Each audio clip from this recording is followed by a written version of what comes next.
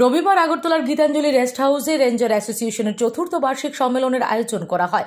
এদিনের চতুর্থ বার্ষিক সম্মেলনে উপস্থিত ছিলেন রাজ্যের বনমন্ত্রী অনিমেষ দেববর্মা, IFSRK শ্যামল, অল ইন্ডিয়া ফরেস্ট অফিসার্স ফেডারেশনের কোষাধ্যক্ষ সুন্দর সিন্ধু, ত্রিপুরা ফরেস্ট রেঞ্জার্স অ্যাসোসিয়েশনের সভাপতি সুমন ভৌমিক, সাধারণ সম্পাদক জগৎ বাহাদুর দেববর্মা অন্যান্যরা।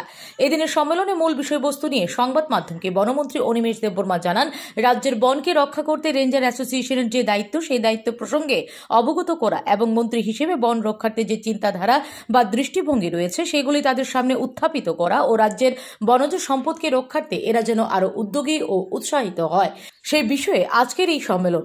এদিনের সম্মেলনে সংগঠনের কর্মীদের উপস্থিতি ছিল বেশ লক্ষ্য। আনন্দিত যে প্রথমবার এই ধরনের একটা সম্মেলনে রেঞ্জার্স অফিসার্স অ্যাসোসিয়েশনের পক্ষ থেকে যে সম্মেলনটা হচ্ছে, এখানে খুব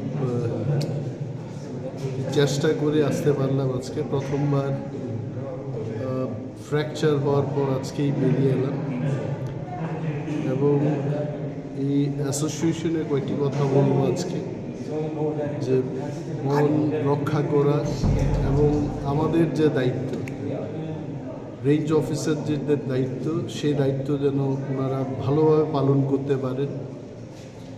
এজ এ মিনিস্টার আমি ওনাদের উৎসাহ দেওয়ার জন্য এবং বনজ সম্পদ রক্ষার যে গুরু দায়িত্ব আমাদের কাছে আছে, এই গুরুত্বটা তাদের বোঝানোর জন্য বলবো না, আমার নিজস্ব যে কতগুলি পয়েন্ট, সেই পয়েন্ট ওনাদের সামনে তুলে ধরবো।